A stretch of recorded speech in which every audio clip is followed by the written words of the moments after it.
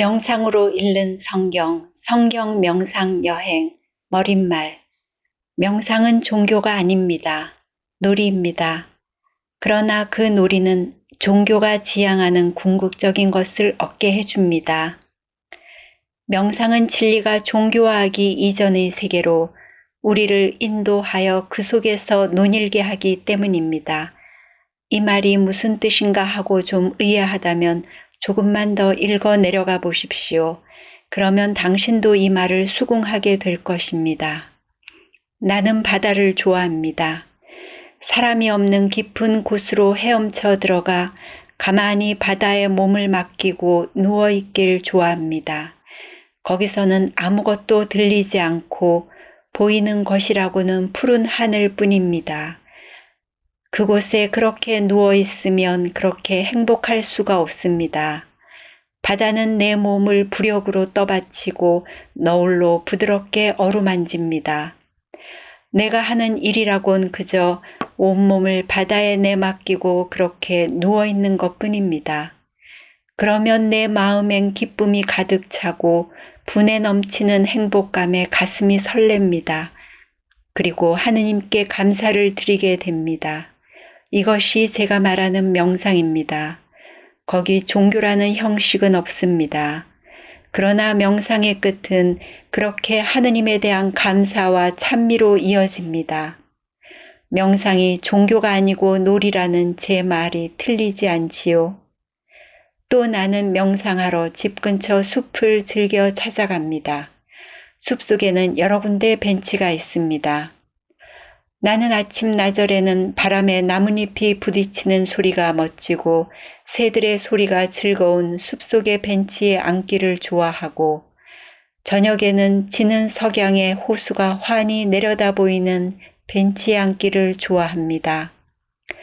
나는 그곳에 앉아 바람 소리도 듣고 지저귀는 새소리에 귀를 기울이며 나뭇잎 사이로 비껴 땅 위에 내린 햇살들을 바라보면서 그렇게 앉아 있습니다. 이것만 해도 즐거운 일이지만 나는 좀 더 깊이 이 즐거움 속에 뛰어들고 싶어집니다. 그래서 가부좌를 하고 허리를 곧게 펴고 앉아 모든 움직임을 멈춘 채 경청하기 시작합니다. 그러면 숲의 움직임은 점점 잦아들고 거기 고요만이 남습니다. 나는 그 고요함 속에 머물면서 숲이 연출하는 이 파노라마와 오케스트라에 예민하게 깨어 즐깁니다. 마치 바다의 부력을 타고 파고를 즐기듯 숲의 부력을 타고 이 모든 변화들을 즐깁니다.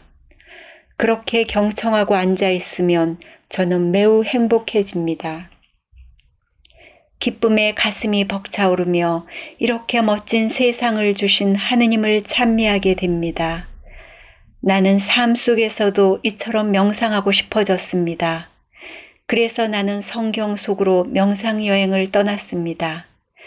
삶을 명상하고 싶다면서 왜 성경 속으로 들어가느냐는 의문이 생기겠지요. 그것은 성경은 삶의 원형을 간직하고 있기 때문입니다. 나는 마치 바다에 나가듯 숲속으로 들어가듯 명상하러 성경 속으로 들어갑니다. 그리고 사람의 손길이 닿지 않은 은밀한 곳까지 들어가 거기 홀로 앉아 성경이 들려주는 깊은 이야기를 경청합니다. 그러면 거기 아무도 간 적이 없는 태고의 세계가 열리고 그 누구의 손때도 묻지 않은 신선한 원시적 즐거움이 살아납니다. 성경은 나에게 자신을 알려고 하지 말고 다만 자기 속으로 들어와 논일라고만 합니다. 또 성경은 인간이 이 세상에 온 것은 삶을 명상하기 위해서라고 일러줍니다. 삶이 무엇인지 알기를 바라지 말고 다만 삶을 명상하라고 가르쳐줍니다. 그렇게만 하면 기쁨이 샘솟고 벅찬 가슴으로 하느님을 찬미하게 될 것이라고 속삭여줍니다. 명상이 무엇이냐고 묻는다면 나는 삶을 즐기는 것이라 대답할 것입니다. 삶을 즐기려면 삶의 부력을 느낄 줄 알아야 합니다. 삶은 바다와 같기 때문입니다. 우리의 삶은 끊임없이 움직이는 바다와 같습니다. 그래서 우리의 마음은 늘 불안하게 일렁거립니다. 한시도 가만히 멈출 수가 없는 것입니다. 생활이라는 삶 안에서의 모든 인간 활동은 이 부력 위에서만 가능한 것입니다. 마치 자유형, 평형, 저병, 배형이라는 모든 수용법이 물의 부력 위에서만 가능하듯이 말입니다. 삶을 즐기려면 먼저 우리를 떠받치고 있는 삶의 부력을 체험해야 합니다. 성경 명상 여행은 삶의 부력을 체험하게 해줍니다. 하느님은 나의 현존 안에서 거닐어라 하고 우리를 초대합니다.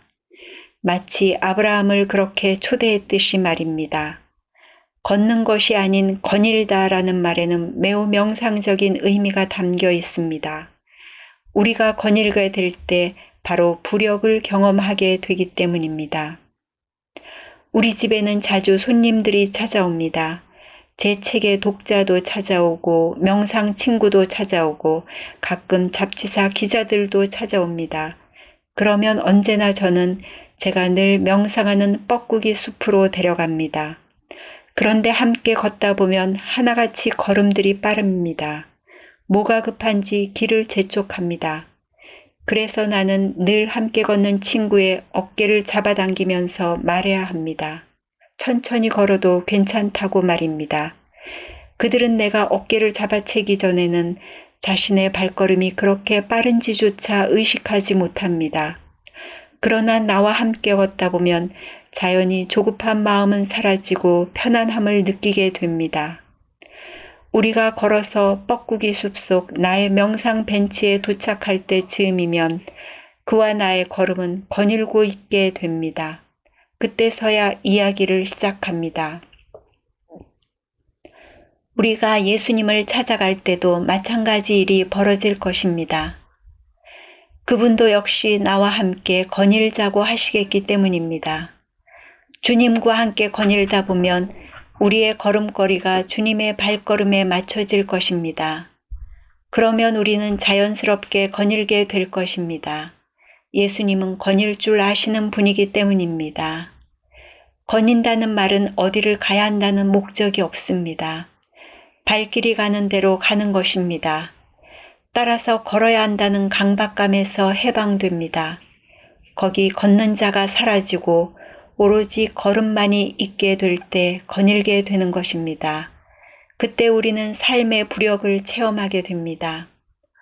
예수님께서는 그분의 삶 속으로 우리를 함께 거닐자고 초대하고 있습니다. 그분의 삶 속으로 예수님과 함께 거닐다 보면 자연히 우리도 삶을 명상하고 있게 될 것입니다. 우리는 예수님의 삶을 명상 여행하고 그분은 우리 삶을 명상 여행할 것입니다. 이렇게 하여 그분은 우리 삶을 함께 거니는 동반자로 살아나게 됩니다. 그리고 그때 비로소 그분은 더 이상 성경이라는 책 속에 갇혀 계신 하느님의 아들이 아니라 지금 여기서 나와 함께 내 삶을 거니는 친구로서 경험되는 것입니다. 명상은 결코 테크닉이 아닙니다. 명상은 배울 수 있는 성질의 것이 아닙니다. 물에 뜨는 법을 누가 가르쳐 줄 수 있습니까? 그것은 저절로 떠 있을 수 있도록 되어 있는 것입니다. 그것이 능력이라면 누구나 가지고 있는 능력인 것입니다. 물속에 뛰어들어 물을 믿고 몸을 내맡기면 되는 이치를 누구에게 배울 수 있다는 말입니까? 그러나 함께할 친구는 필요한 것입니다. 혼자서 물속에 뛰어드는 것보다는 누군가 물속에 함께 뛰어들 친구가 필요하고 또 먼저 뛰어들어가 빠지지 않는다는 사실을 보여줄 친구는 필요하다는 것이지요. 가부좌나 하고 눈 감고 조용히 앉아 있거나 무엇에 의식을 집중해서 관망하는 것만을 명상이라고 생각하는 선입견만 버린다면 당신은 예수라는 멋진 명상 친구를 만나게 될 것입니다. 나는 여러분들을 그런 명상의 세계로 초대하고 싶습니다. 여러분의 삶이 명상의 세계가 되어 그 속에서 거닐며 새소리와 바람 소리를 듣고 따스한 햇살 아래서 그 삶의 유희를 즐기실 수 있기를 바랍니다. 명상이 주는 즐거움을 만끽하며 하느님을 찬미할 수 있길 바랍니다.